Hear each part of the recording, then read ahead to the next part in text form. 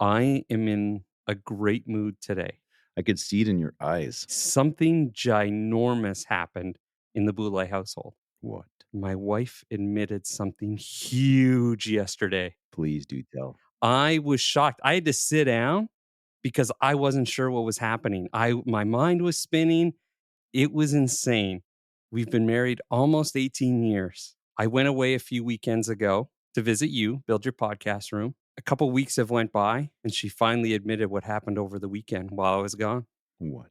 For 18 years, she has been saying, I steal the blankets every night. Last night, she told me while I was gone, every morning she'd wake up and the blankets would be on my side on the floor. So she pushes the blankets off. 18 years I've been told I steal the blankets. 18 years of abuse. Tell me about it.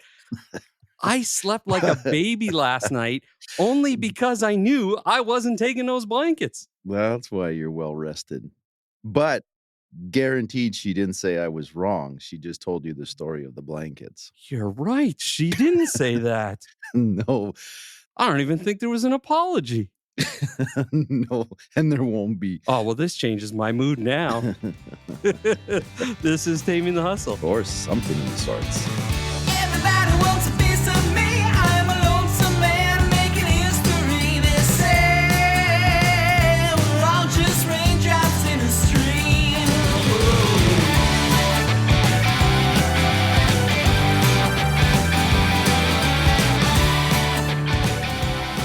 I think I'm going to go out and buy separate comforters now, just out of spite.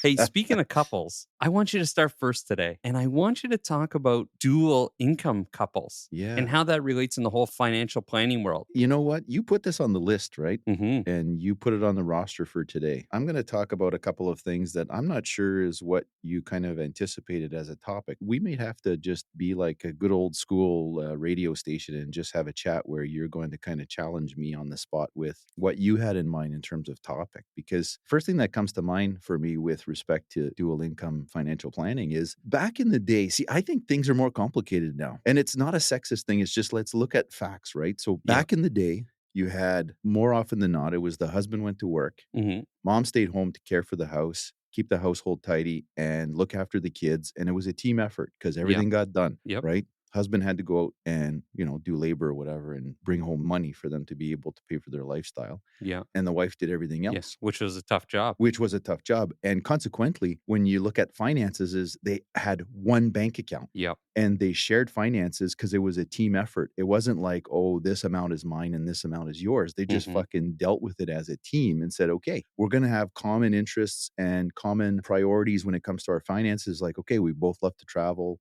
Or back in the day, traveling was a real luxury. Is like, okay, we need to buy a house. We need to try to educate our kids. We need to be responsible with our money, and the whole philosophy of, saving up and buying it once you can afford it instead of just buying everything right now on credit. Exactly. The complication starts now is that everyone wants their own independence. I would say 95% of households are dual income households now. Yeah, right? for sure. I'm just guessing. I don't know the stats, but just from observation. Like I said before, we're not doctors. Yeah. Yeah. Or analytic experts. Yeah. I'm not a stat expert. So anyway, the complication lies where everyone wants their own independence. They want their own bank account and everyone wants to feel empowered. Mhm. But when you get into a relationship, when the income level is different, is how the fuck do you deal with that? Yeah. And this is something that I come across, I wouldn't say daily, but very, very regularly. Let's look at an example. 'Kay. Mom and dad, Yep. or husband and wife, couple, whatever, honeymoon stage, doesn't matter. Yep. Let's say as a couple, you earn 150 a year. One earns 100,000 and the other earns 50,000. Gotcha. Okay. How do you split the household expenses and how do you split the cost of funding your lifestyle Yeah. if your income's not the same, but you want your own independence and everyone wants to feel empowered? Yep. Do you agree to say, okay, because factually, if you're living in a house, you're both consuming the same amount of energy, you're both eating Exactly. the same amount of food. So the mortgage, the utilities, the internet cost, the food bill, everything should be theoretically split 50-50 because you're consuming 50% of that household cost. Mhm. But if you're only earning a third of the family income, Yeah. is it fair Exactly. for you to have to pay 50% of the cost? Or do you agree as a couple because you're earning a third of the income that you only pay a third of the expenses. And then does the person that's earning 2/3 of the income feel like they're dishing out more money than they should because they're pulling the other one's weight? Because we've become that society Oh, now. 100%. We're no longer mom and dad who legit look at this as a team effort. There's always this, Mhm. I'm doing more, I'm contributing more, Yep. I'm putting more money into the relationship, I pay more of the fucking mortgage, and that creates friction and Mhm. tension. And when we talk about money's a stressor and causes 90% of the divorces, Yeah. that is why. It's like, how do you figure it out as a couple to make Mhm. sure that it's fair, but that everyone is kind of in agreement and not feeling like they've been gypped somehow?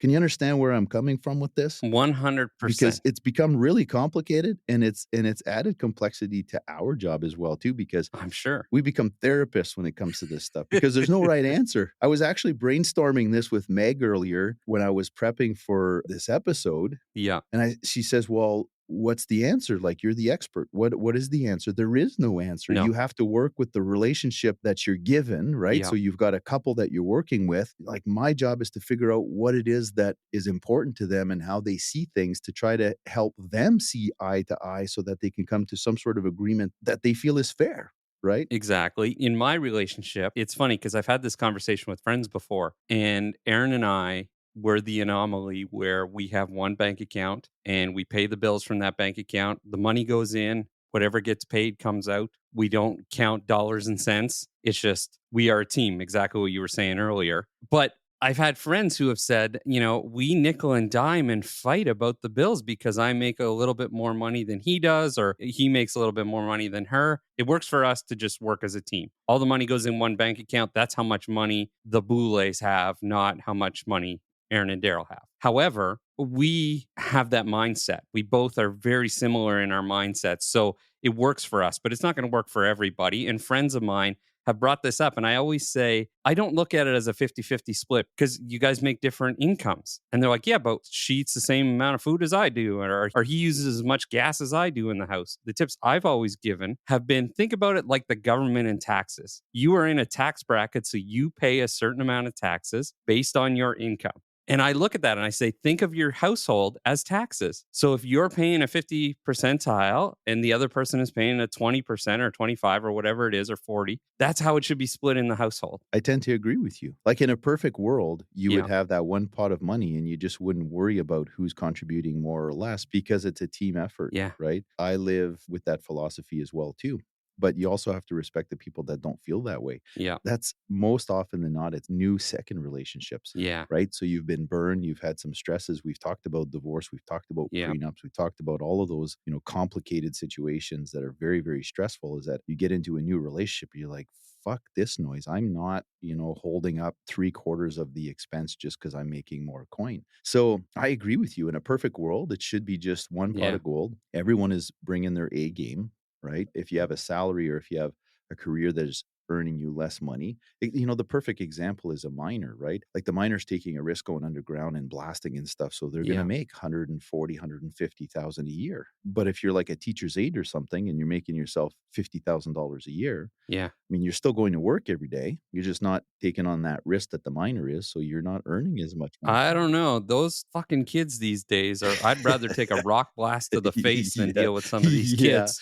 Let me hold that dynamite and light that shit in my face. I can't deal with that kid. But honestly, this is really, really tricky. And it's becoming more of a problem in relationships as we observe societal changes. It's crazy. So where's the shift, right? Yeah. Like, how do we come to terms with a healthy relationships, not only from an emotional perspective and sharing a life together, but from a financial relationship? How do you come to terms with that without fighting? Because, No like, to kidding. me, life is way too short to fight about Yeah. money, but people fucking do it all the time. right? Daily. So let's dive a little deeper into that, Darryl. Yeah. Is okay. So you and I are together. You're making 100 and I'm making 50. So you're earning 2/3 of the family income and we're going on vacation. hmm So, I'm sitting first class. You're sitting coach. It's simple. oh, it's going to be like that, eh?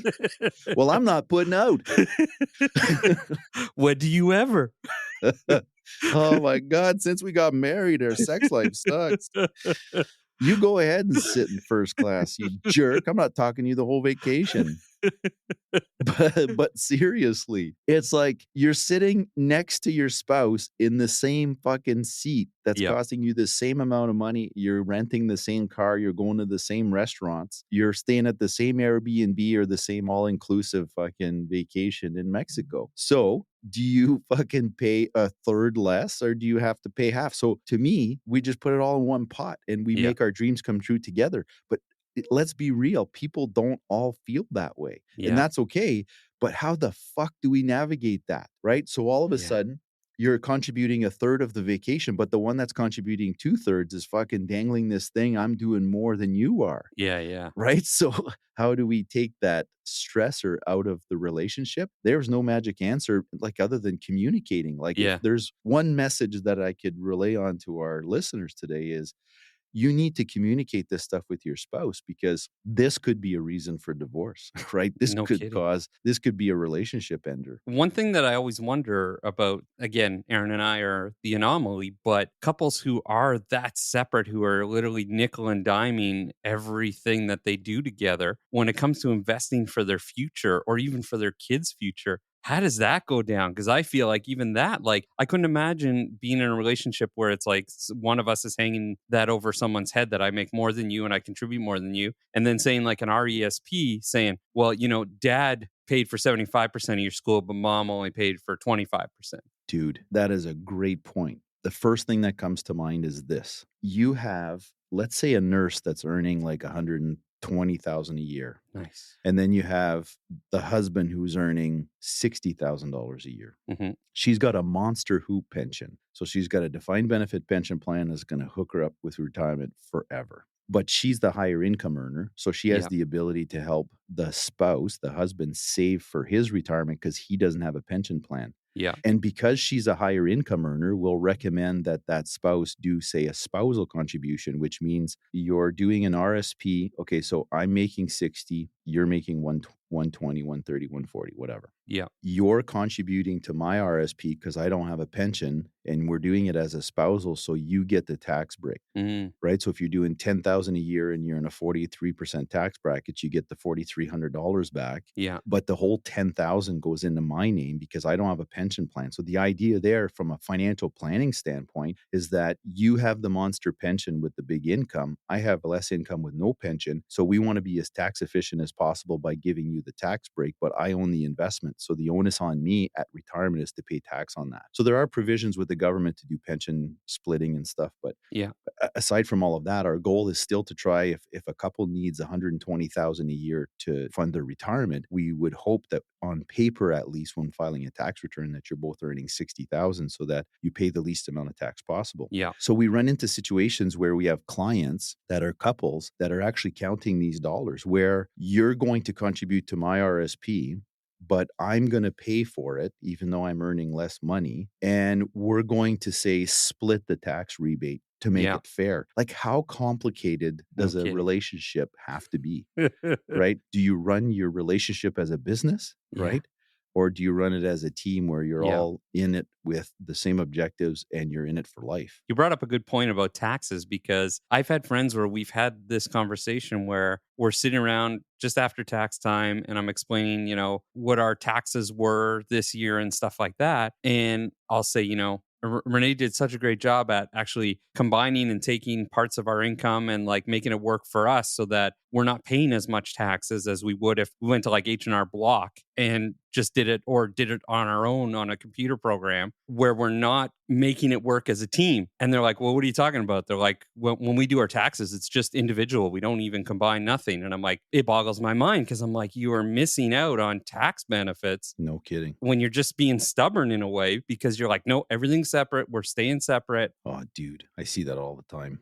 It's like, we're living together, but filing separate. Well, first of all, CRA rule says if you're living together, you have to file your Yeah. tax returns, common law at least. Yeah. But you're missing out on opportunity for the most part. There's this misconception that if you file separately, you're going to get all these tax credits and stuff, unless you're like super low income to get some sort of, Yeah. let's call them incentives. Yeah. There is no advantage of filing individually. Yeah. That's a myth that you should file as a couple if you're a couple. Yeah. Agreed. So in addition to your obligation with CRA, Hmm. looking at your finances as a couple makes a whole lot of sense. Getting back to someone who's got a pension plan versus someone who doesn't. Like what we see often in the North is that what I used earlier is you've got a nurse that has a WHO pension plan with benefits, and you have a miner who's working at one of our mines that has employee benefits as well and a defined contribution plan. So typically, the miner makes more money again because of the risk and stuff, depending on what his role is at the mine.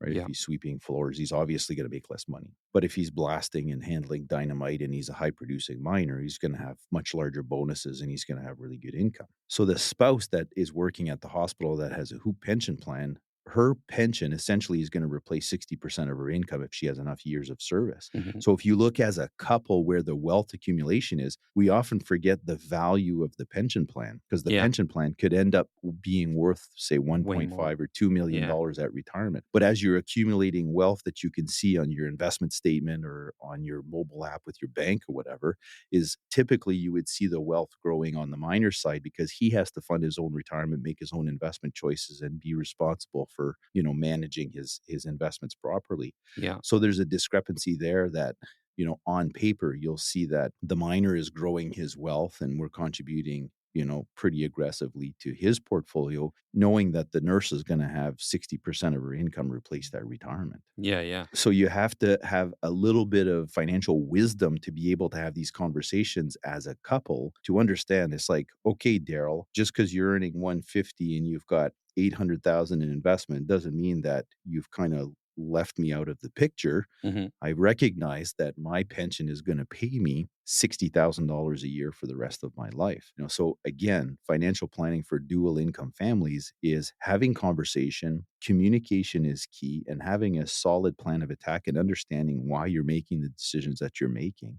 And working with a certified financial planner like myself or people from my firm can help you kind of decipher that. And as a couple, we become the mediator, helping you understand what it is that you're doing and why you're doing it so then you don't go home and argue about financial shit that doesn't matter. Yeah, yeah. Again, like you said, in a perfect world, it'd be nice if you just work as a team. And even if you're working as a team with two separate bank accounts, but just in agreement with stuff, I think is so important. Yeah. I love it when Meg says, "Oh, I'll buy you coffee today." We're on the road or something. She'll be like, "Oh, I'll buy you coffee." I'm like, "Hun, it's all the same pot. Like Yeah, when do you see that?" exactly. Yeah, It's just exactly. like you feel special pulling your wallet out, Yeah. like because it's the same pot. It's the same pot, Exactly. My bank right? card's your bank card. I Yeah, know. like that's how I look at it because we're all bringing quality to the table. We're Yeah, all bringing strengths to the table. exactly. And if you're in the right relationship, your strengths will kind of pick up your partner and your partner's strengths will pick up your weaknesses. It's a very subjective conversation, to be For honest with sure. you, because people have very different views on this. In Yeah. a perfect world, it would be a team effort. But in today's day and age, just society doesn't allow everyone to see that from our lens, right? Well, I So can tell you right now, after this podcast, I'm heading to the store and I'm going to use our bank card to buy a second comforter. had a boy. Yeah. And you're going to plug in the microwave. That's right. Hey, we'll be right back. Okay, wait a sec. Adults say they want to make the world a better place. But what are they doing to help? Seriously, tell me. Learn how to achieve your goals while making a world of difference. Hashtag call René, responsible investment specialist of St. Cyr and Associates. So, you kind of talked about working together as a unit, and I kind of want to touch on the same thing, a little bit like the same thing. So, a few episodes ago, I talked about marketing to a younger audience, and we actually had some listeners reach out hoping to hear more about the whole using other people's content, which I think is pretty cool because it's so impactful. So, let's talk about the power of user generated content. Please do explain. What is that? So this is essentially a dynamic way that you can transform that casual customer into like a passionate brand ambassador, Okay. which is Okay. exciting because you want your customers and your followers to be proud to use your product or your service. Yeah, we keep talking about that whole movement, right? Oh, It's the Lululemon, the Harley Davidsons. exactly. Yeti. Megan and I were driving yesterday. We're on a little mini road trip looking for plants because Yeah. we wanted to fill our new place with foliage. And I looked down on my Yeti and I'm like, this is the next fucking Harley Davidson and Lululemon. There's such a sense of belonging that Well, there's people the Yeti. want. Now there's the Stanley Cups, which is a whole new stupid thing. Fuck. This is basically using your customers and followers' content to market your business. Okay, cool. So it's more than just content created by users, though. It's a way to build genuine connections and kind of foster that community around your business or your products or service. I talk about this all the time, and I'm going to bring it up again. Let's talk strategy, okay? Because that is the most important part. And I've hit on this so much before, but a strong user generated content strategy, that shit lies with embracing authentic content, like created by the real customers. And this shit resonates profoundly with audiences. It not only humanizes your products or service or your business, but it also establishes that transparency, right? And we talked about this before. It creates that relatable narrative, which in today's fucking noisy world of digital marketing speaks volumes. Can I get off on a tangent? Yeah, That get made off me on a think tangent. Do it. That made me think of a client. So a couple came in this week and it was the first time they saw our new building. Yeah. They were so intrigued about the fact that we had chosen glass walls for all of the partition walls on the Okay. inside. I kind of referenced, Google and Apple to have this, the inclusivity and this Yeah. team camaraderie and just, having this openness with all the natural light. And they said, you know what? It also gives us transparency that you're not hiding Hiding it. things behind Yeah. closed doors. Yeah. That you've got your entire team that's just working collectively. 100%. Everyone can see each other, and the clients come in and they can see our support staff, and everyone gets to know the team that was once hidden behind closed doors. Yeah. They described that as transparency of our business, which was really cool. It was a feel good moment. That's literally a real life humanizing factor right there. Booyah, bitches. Because they can see the real people. They see them working. They see them doing something. They could see Ryan in the office thinking, "Oh, Ryan must be working on my stuff," or see Liz in the back. No, we did hide Ryan because You did hide. Yeah, I would too. that's why we recommended that you text Ryan. Poor Ryan. We do love Ryan. No, We're just he's awesome. He's not ugly. I'm just joking. You're not ugly, Ryan. Ryan does need some privacy because he has a lot of private conversations with clients. And so do I. But for the rest of our team who don't regularly meet with clients, and it's so nice to have, like, you'll have Riza or Meg or whatever, just a client will walk in and even though you can't hear each other in the office because of the glass walls, you can see each other. Exactly. So if they happen to pop their head up from their screen and see you walk in, just giving a little wave and like a thumbs up or something, it creates a connection. It's sometimes I get a finger. I won't lie. Yeah, you're the only one. Oh, that's great. Yeah, you're number one, Darryl. I'm number one. You're the only number one we've got. But user-generated content needs to go beyond endorsements, and people need to understand that that's a big part of the strategy. It's about building a vibrant community, right? An ecosystem around your brand. That's so sexy what you just said. Am I speaking your language? So I know there are some people who are listening and they're like, so what the hell does that mean? What's an ecosystem around your brand?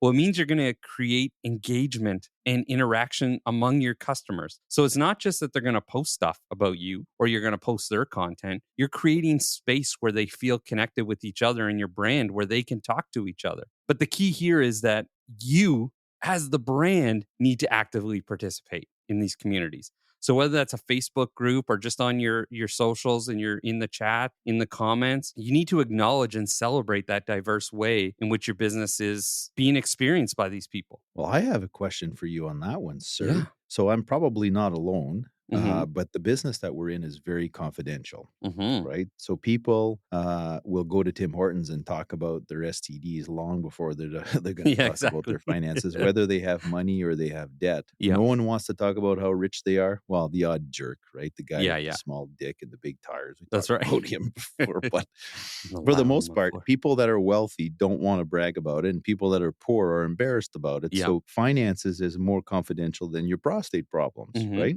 So when I have a client that is wearing our hashtag plan with Jack hat and Yeah. who is in the Caribbean loving life and sends me a selfie because I've given them a hat and they're wearing it and they're like, this is super cool. How do you ask them to say, listen? Because I find that to be a real struggle for me because I'd love for them to just post it on social media Yeah. and just be proud of working with us, right? But how do we ask that client? Because I find that's really awkward because I don't want them to feel obligated to say yes Hmm. because a lot of the clients we work with are very private and I respect that, right? Like Meg is like that. We're polar opposite. I'm like, I don't give a shit. Yeah. Meg is super private. She's like, I don't want people to know what color underwear I wear. This is my Yeah. business. How do you tactfully ask for permission to share that? Or do you just not and hope that they share it? You know your clients best. Even if they are a stranger online who's buying a product, if you look at their social media, you can kind of gauge how they are. Is their account private? Is it,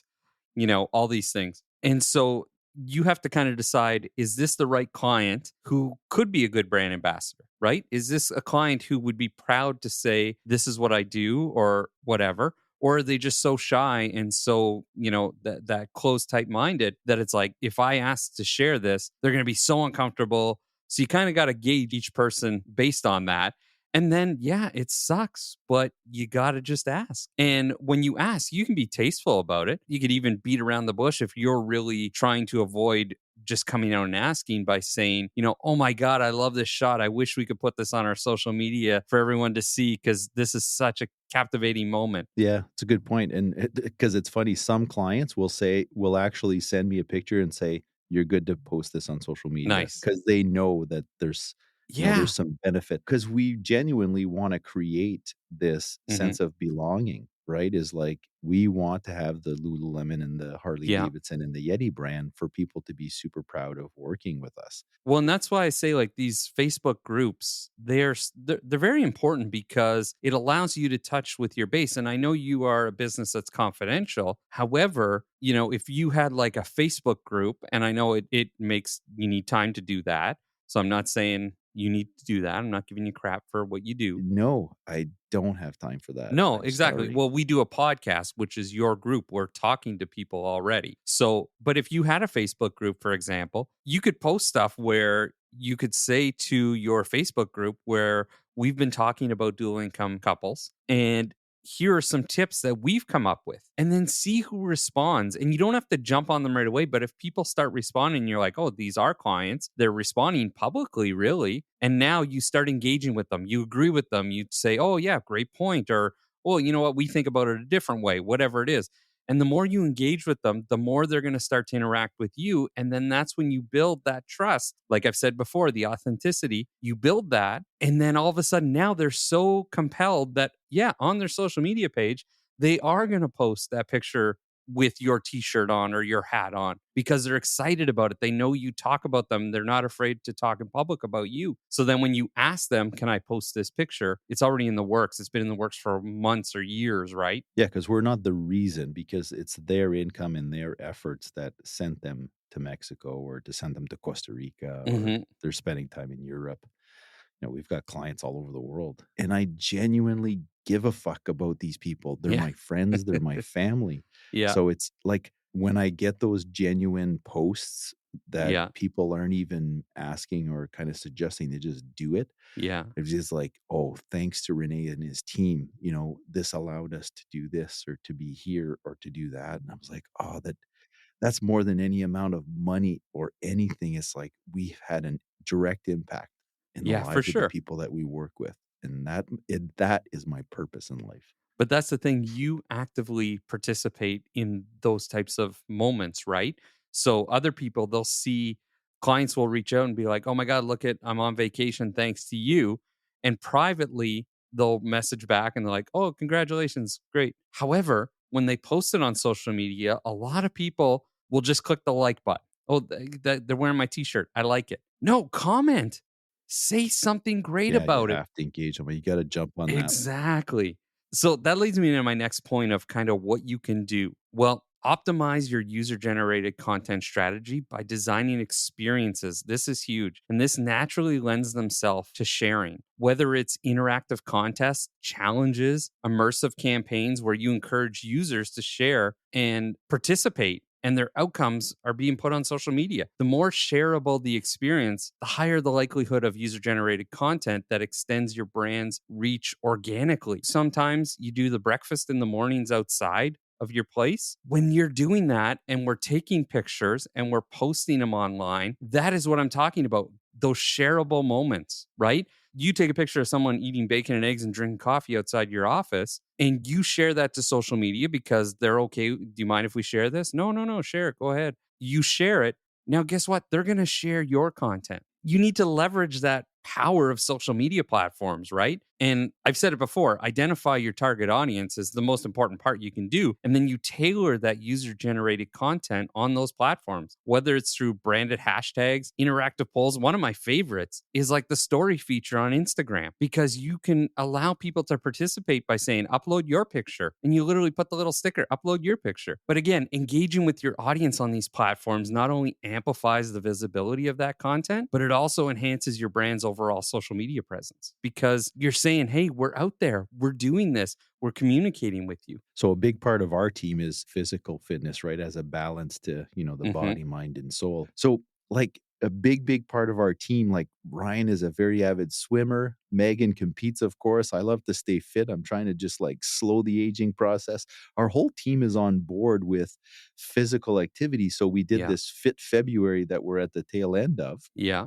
So that would be a perfect example to have people to say, 100%. post this picture, Yep. right? So Fit February is we give 100 memberships to the first newcomers, not existing members. So we're trying to fuel and Get people to engage start. Yeah. people to start and to take action. Like the first step is always the toughest, right? Mm-hmm.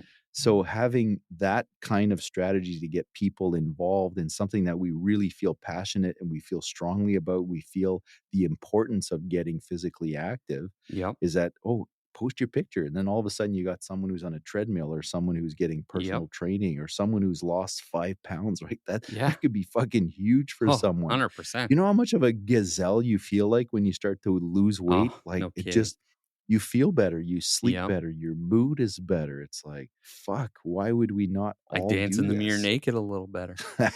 Yeah, shake your butt from behind, shake that booty. But see, that's a good point. And this is my last point, is that taking it one step further can optimize the strategy, right? So I talk about implementing recognition and reward type programs. So whether that's, you get points and you can get a discount, or it's an exclusive discount. But with this program, your Fit February that you're doing, you're literally telling people, you're doing it a little backwards, but that's okay. Is that you're saying, That's hey, my MO. that's exactly. You're saying, hey, we're going to give you a free 1 month membership to join this fitness center, which has nothing really to do to your business. On the flip side of the social media and this whole engaging thing is that the person who does take that picture and post it online and says, hey, thank you, St. Cyr and Associates, and you did this last year and we had those types of posts, is that it's almost like a reward. You gave them something.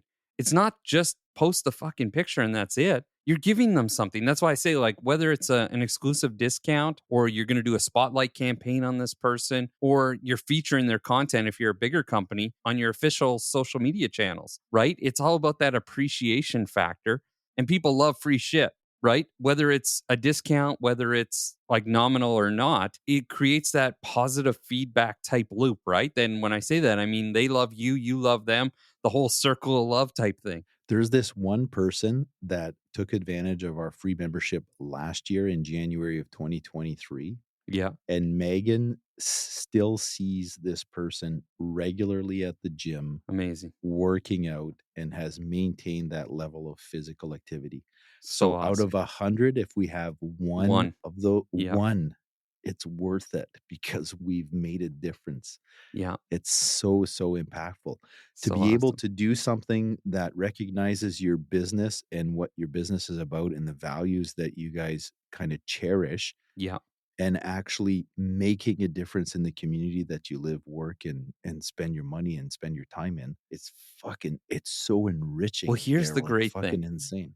is that you guys give a shit, which is awesome. Because when you see that, you're It's not true because I looking. have the t-shirt. I have the t-shirt that That's right. You do says have a t-shirt that this. says we give a shit. No, But we give a fuck. oh, we That's give a the fuck. t-shirt. You guys care. And it's not that you're looking for that recognition.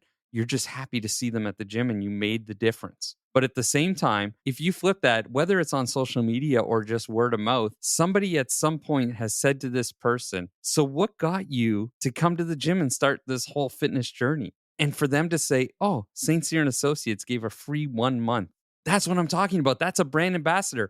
Whether they are on social media or not, the fact that they say those words is the brand ambassador in them. Yeah. Listen, that's it. Be authentic, be involved, use content with strategy, and celebrate those people. You be you, man. That's what's really cool. We'll be right back. Many people and businesses are working towards a better world. Discover a market that delivers measurable social and environmental benefits. The world is in your hands, so demand more. We do. Hashtag call René, responsible investment specialist of St. Cyr and Associates. I want to bring something up, and before you get mad at me, because you get mad at me for this when I do this, I say sorry a lot to you. Fuck me, man. And you get upset.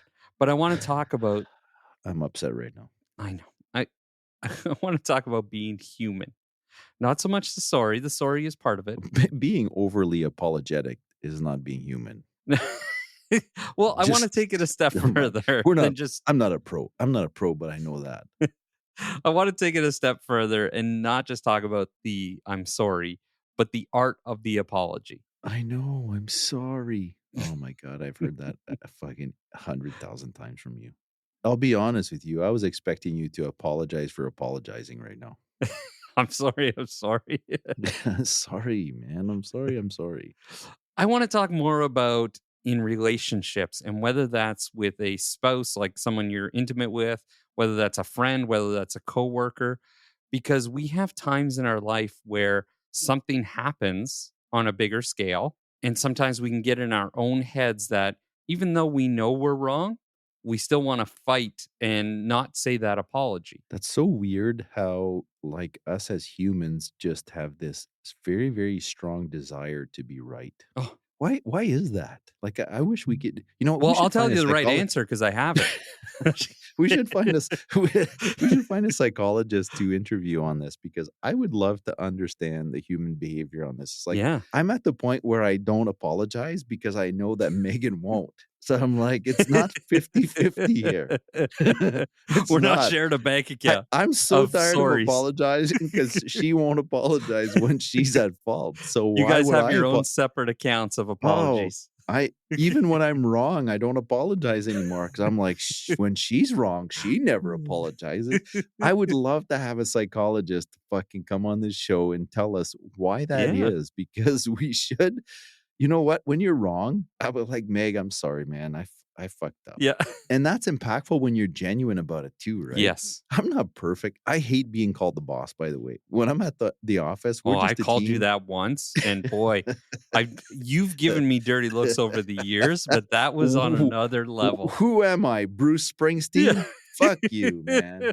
But we all have roles to play in the organization, and we all bring our strengths, and our strengths kind of support the weaknesses of others, and it's how we make things work. But when I fuck up, I want to come good for it. Say, like, I'm sorry, man. I fucked up, and I'm only human, and I'm going to try really hard not to fuck up on that again, and I'm going to learn from my mistake. But why is it so difficult, Darryl Boulay, for humans to fucking say that? I don't know. Like, when I apologize or when somebody apologizes to me, I find that it's an honest dialogue, right? And it fosters that understanding and that empathy of the relationship. And I honestly think it's like a crucial step to resolving a conflict. And it addresses that concern, right? It's like, I know I was wrong and I'm owning up to it. Let's talk about where we can go from here to fix it all. I don't know about you, but like even in a non-intimate relationship, like if it's a coworker or whatever, when you genuinely apologize, don't you find you're having like that like makeup sex with that person? Well, it validates the feelings, right? It kind of brings you closer where it's like, René recognized he fucked up and that it wasn't my fault. Yep. become good for it. It strengthens that relationship. But Yeah, rebuilding trust. your example, though, is like you've been apologizing for the last 18 years for stealing blankets. Like, that's a long time for apologizing. When you rectified the problem and realized you had been apologizing for nothing for I 18 know. years, did you get that in return? I did So not. that's the root of our conversation right there, is why is it so hard for fucking people to apologize? And it's like, it's everybody. It's messed up. And that's what I think. I think when you apologize, it shows that commitment to your own personal growth and that desire to kind of avoid repeating that mistake, right? And so, yes, my wife did not apologize for her pushing the blankets on my side. It was more of a, that was funny that I do that for the last 18 years. But is it a control, like subliminally, like Erin Yeah. is sweet as pie? Oh, yeah. She wouldn't purposely dominate you, but is it a control thing where she's like, okay, if I apologize, all of a sudden I'm being more I submissive? don't know. That's a good Right? question. Or is it I'm admitting being wrong, which makes me weaker? Like, we are Yeah. not experts at this, but No. man, I sure would love to have some of these answers, because it's Yeah. fucked up to me, because we should be comfortable with apologizing when we fucked up. Yeah, and I know, like, again, like we've talked about it, I apologize for everything over the last 18 years. Yeah, see, I don't even take your apology seriously anymore. So when you really genuinely need to apologize, like if you kick me in the balls and you're like, yeah, after you regret it and you're like, I'm really sorry. I'm like, I'm like the boy yeah, who cried it wolf does- with sorry. Yeah, I get It it. doesn't mean much, because you said sorry earlier when you thought you bumped into me in the stairwell. And See, I'm like, I apologize for even the minor inconveniences that cause people because I don't like to inconvenience people in any way. So I do it when it's like, I'll show up to someone's house and I'm like 2 minutes late. I'm still kind of on time, but in my mind, that 2 minutes, I'm like, they looked at their watch at least once and said, he said he was going to be here at 5 and it's 5:02. So when I get there, I'm like, sorry, we're late. the funniest is I'm like that, Darryl, except the reason we're late is because Megan can't get her shit together, because she's getting ready for a dinner party and she's got to do her makeup. She got to have the clothes just right. And it's like, she has no concept of time. And we show up late and I'm apologizing. I'm so sorry for showing up. I'm so sorry we're late, guys. But on the back of my mind, like, why the fuck is Megan not apologizing? She's the one who made us late. See, I've this been ready goes- for. I just drank a bottle of wine waiting for her to go to this fucking dinner party. We talk about dual income relationships, but this is the same thing as dual sorry relationship. Yeah. It's Yeah, one that's account. You're right. working as a team. I'm doing a spousal apology instead of a spousal Exactly. RSP. Yeah. I'm so sorry for Megan being late. It's like I get the credits, but she gets to get off scot-free. That's right. Yeah. You're getting the tax break. Fuck me, that's new, man. Put that shit on Wikipedia, man. A spousal apology is like a spousal RSP. She gets the benefit, you get the credit. Holy fuck, it's genius. Oh my god, I'm dying here. I've never laughed so hard on a podcast ever. I'm tearing up. A spousal apology. I'm sorry I made you I cry. think we're on to something. Oh my god, I'm fucking giggling like a schoolgirl. But it's true. Why is it so fucking hard for people? It's I don't stupid. know. And it does so many great things, right? Like obviously self-improvement, but strengthening a bond. Because if you know someone's struggling with what you've done, all you have to do is literally say you're sorry. Listen, if you embrace that accountability, that forgiveness, contribute more positively to your relationship, whether that's the coworker, whether that's the spouse, whether that's a friend, sorry goes a long way if you genuinely mean it. For sure. I'm a big advocate of that. You know what? You got to own up for fucking up. Yeah. Whoa, that's got a nice ring to it. You got to own up Own for up to- fucking up. Yeah, that's a t-shirt right there. Yeah. That'd be a great Valentine's Day promotion for spouses who refuse to admit they're wrong ever.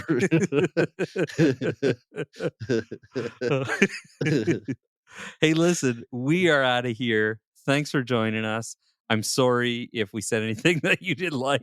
Stop apologizing, please. Drive me crazy. Well, sorry about that. See you next time. Everybody wants a piece of me.